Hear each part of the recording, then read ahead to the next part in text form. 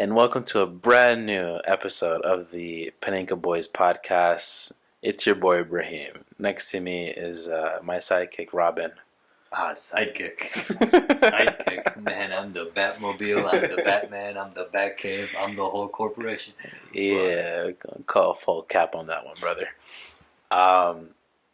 It's been a while, but we do have FC Porto clapping Juventus in a round of 16.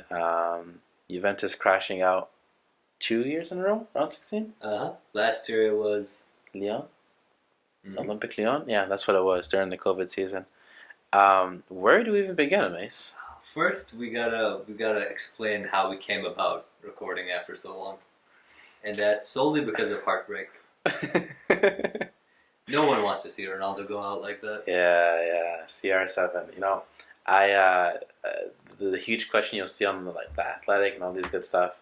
Don't go read the articles. Our content may or may not be stolen from there, so I can't guarantee any safety. But I think the Ronaldo experiment has not worked. You could say that it hasn't worked, but this wasn't a full team. This wasn't what Juventus would call their starting 11 by any means, and getting knocked out by a really good Porto team without having Dybala, without having Bonucci. Did Bonucci not play? Mm-mm. The first leg or second leg? He didn't play the first leg. And then they went down 2-1. And then second leg... He played second leg, though. He played second leg. Yeah. But in second leg, they got very unlucky. Who hits the post 3 times? Who doesn't score more than 3 goals in 31 attempts? That's true. And we have to... we're going to get to this, but Ronaldo was well marked out of the game. Yeah. You have to mention both center backs for Porto. Pepe, who had, I think the commentator, if I remember correctly at the time, he said Ronaldo and Pepe had played, I think, 300 plus matches together for Real Madrid. So Pepe knows Ronaldo from Real Madrid and the Portuguese national team. He had him on that Akon locked up, they won't let me out vibe. Mm-hmm. And we can relate that to Pepe locking up Ronaldo because we play FIFA a lot, and we know each other's moves, and that's exactly the same thing. Yeah, I mean, my level is quite above his level, but... It's year 7 reading level, nothing too big, no big words, no big moves. I would not like them here or there, I would not like them anywhere. Dr. Suess, he's canceled kids, don't listen to him anymore. Did you hear about that? Mm-mm. Apparently they found in his book, racist content. The man is dead, bro. Leave the man alone. He's in his grave. Does he have a statue that we can take down? That'll fix that. Probably somewhere south of Georgia.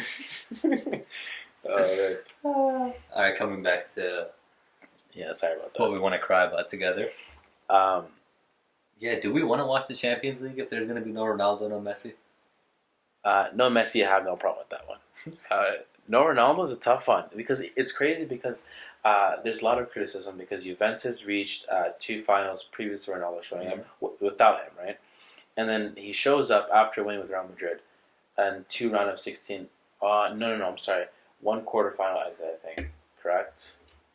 Because he had the remontada, the comeback against Atletico Madrid, the hat trick in the round of 16, right? Yeah. I don't know who they got clapped by after that. Leon, I think. Not the same year, though. I think it's a different year. Because it's been 3 years. The first year, quarterfinals. The second year, Leon. The third year, it's going to be Porto. I think that's how it goes. Because I do remember very, very well that Ronaldo had that hat trick against Atletico Madrid at home. And everyone's like, this is the Ronaldo, this is his year. He's going to win the Champions League with Juventus, and then he's going to be the GOAT. It's a failed experiment, I would say. Because Ronaldo doesn't have the tools around him to compete with the big teams that are winning right now. Compare this team to Bayern Munich. Yeah, it doesn't get close. Compare this team to PSG. It doesn't get Compare close. this team to Man City. Yeah, definitely. They have, Cuadrado's getting old. He's Old. a right winger converted to right back. I'm not saying he had a great game. A phenomenal game. Phenomenal game. But still, Sandro was disappointing last game. They didn't really create that much from left side. No Dybala. They have... Juventus have just been so poor in the central midfield. Because Artur, Bentancur, whoever they're putting in there is not cutting it. Not cutting. Rabiot had like a half decent game, but would you say that Header in the end salvages what he did? They weren't getting the ball out of the deep midfield. They weren't getting the ball to Ronaldo. That's the major concern. And the thing is, you can put it down to the team as well, but I think Pirlo should have never got that job to begin with. Because, think about it. He had retired not too long before that. Played in MLS, I think, for a little bit too. I forget which team he played for. Irrelevant because they're all cheeks. But comes back, and it's a surprise he's their manager. But I don't think he should have got the job to begin with. Unlike the Porto manager. Okay, first of all, they both set up in a 4-4-2. But you could tell just the way how Porto played, even with the red card. Very organized, very compact.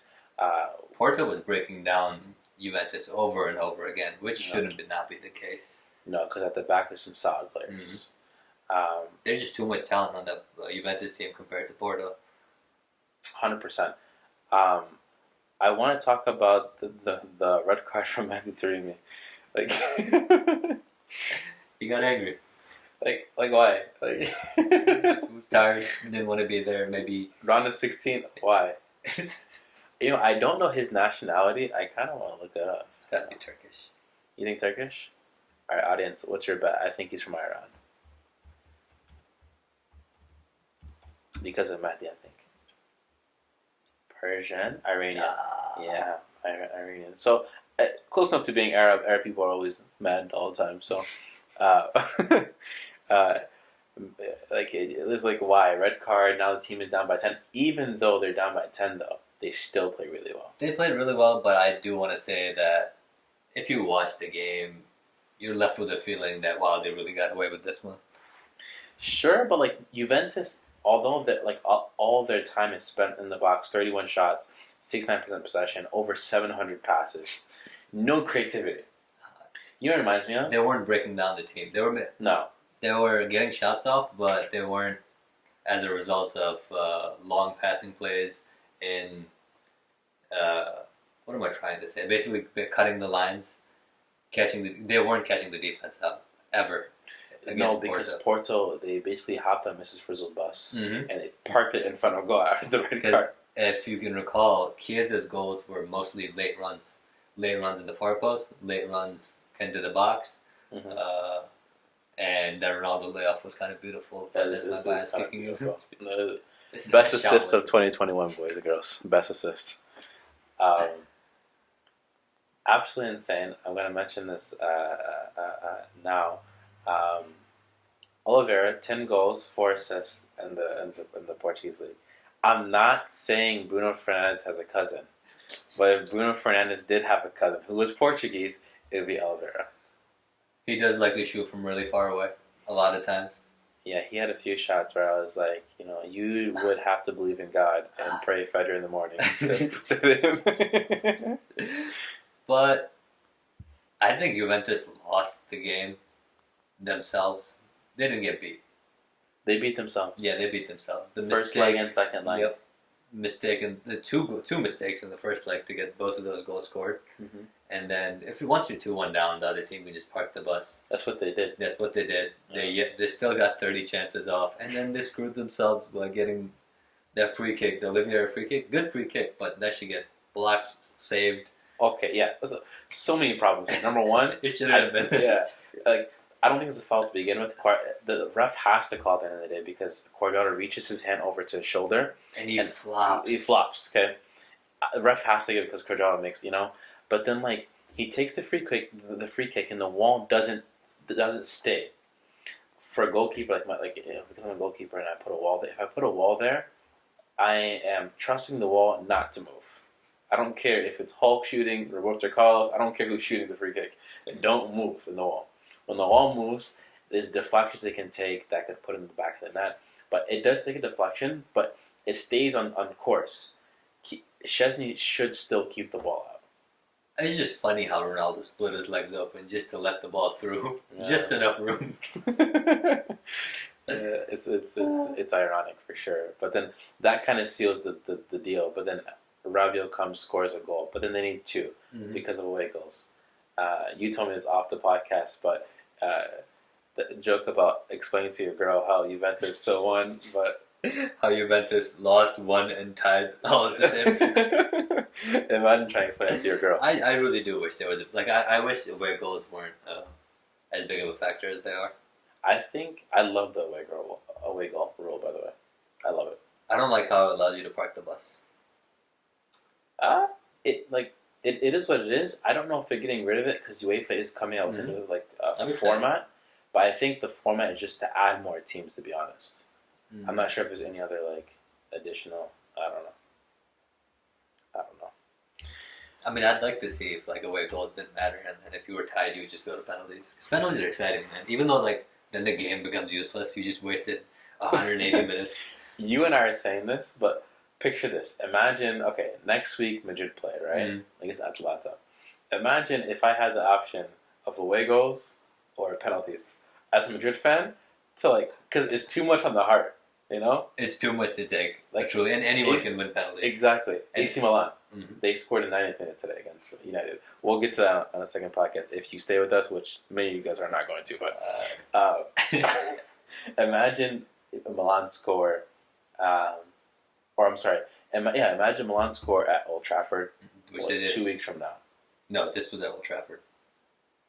Oh, I'm sorry. Imagine if United score at the San Siro, and the score is 1-1.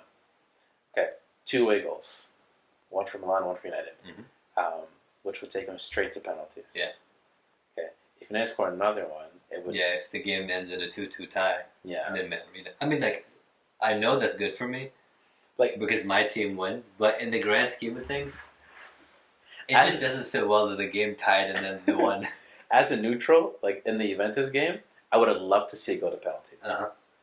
Penalties are exciting. They're excited. As a Madrid fan, I don't want to go to penalties, especially if Ronaldo's not taking the penalty for his team. Yeah. We're probably gonna have Bruno take all 5 penalties. You guys should have Oliveria and Solskjaer take a penalty. He'd probably do a better job than Lace up the boots. Martial. We don't talk about him anymore. The one who got away.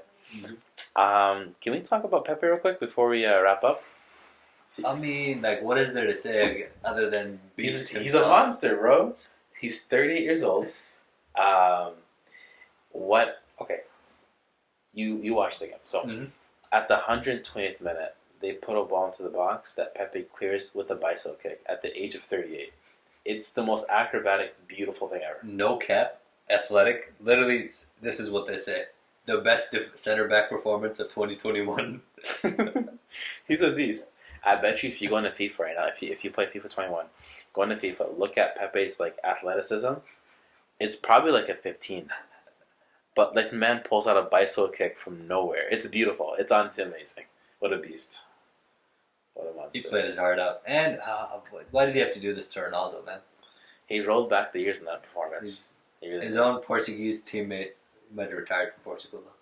Now Ronaldo's going to have to go into that those episodes of All or Nothing.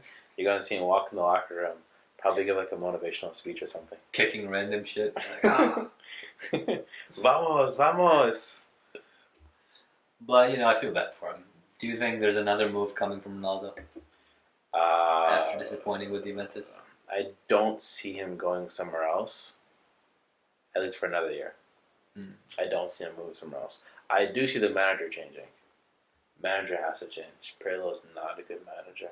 If they have patience, they can grind out something out of Pirlo. I literally just read that this is I think I don't know how to say his name. The chairman of Juventus, Angelini, something like that. But he reassured Pirlo right after the game that this is the start of a project, and we have nothing to worry about. Let me tell you guys, they have a lot to worry about. Bro, they have so much to worry about. But I think we're being too harsh on them just because this was a handicapped team. They were missing, Dybala is a big part of that team. Yeah, we didn't talk about Dybala. Creativity, up the wazoo. They're missing a lot of creativity and kind of breaking down the defense, and Dybala is for all. And anytime you play against someone who the people are claiming had the best center back performance of that year, What are you gonna do? Yeah, it's crazy. It's crazy. But I think if I had to conclude with anything, um, I would love to mention because I think we're getting what 15 minutes in. Mm-hmm. You guys probably sleep by now, or having spaghetti for dinner. If I had to conclude with anything, um, there's a part in the match um, where it's actually Chiesa's goal. They cross the ball into Chiesa. I think it's Cuadrado who crosses it in, and he gets The far header. post header, the leaping header. So Ronaldo at that play was on I think the far right into the box, asking for the ball. But if there's anything that kind of encaptured Juventus' disconnect with Ronaldo, is that the entire night they don't feed the ball to Ronaldo enough. And it's like bro, like if you watch enough of Ronaldo at Real Madrid, it's the team working in unison to find him opportunities. Because if you put Ronaldo on the end of opportunities, he'll score. It's simple. The biggest problem that I think Juventus are having is Ronaldo has usually been on teams where there's at least one creative midfielder that can get the ball wherever he wants, irrespective of how many people are double covering Ronaldo. Yeah. And again, obviously, everyone knew that Ronaldo was going to be the biggest threat. He had rested for this game. He was ready. He was making runs, but he was covered every single time. Yeah. Well, folks, round of 16 is wrapped up. Porto advances to the quarterfinals to probably get clapped by a Manchester City or something like that. If Porto ends up beating City, my heart will sing. I will come sing on this channel. Porto are not going to beat Manchester City. Hey, City will not come out like Juventus did. No, and they won't give the ball like Juventus did either. I mean, I don't know. We tied AC Milan and we beat City, so... we'll see about that. Thank you all for tuning in to another episode. I forgot to say our sponsor for this episode. This episode is actually brought to you by Johnson & Johnson vaccine. About a 50% conversion rate of success. So if you get the vaccine, maybe it works, maybe it doesn't. No Tears shampoo mixed in. All with the baby oil after the shower to make you feel extra shiny and special. You guys take care.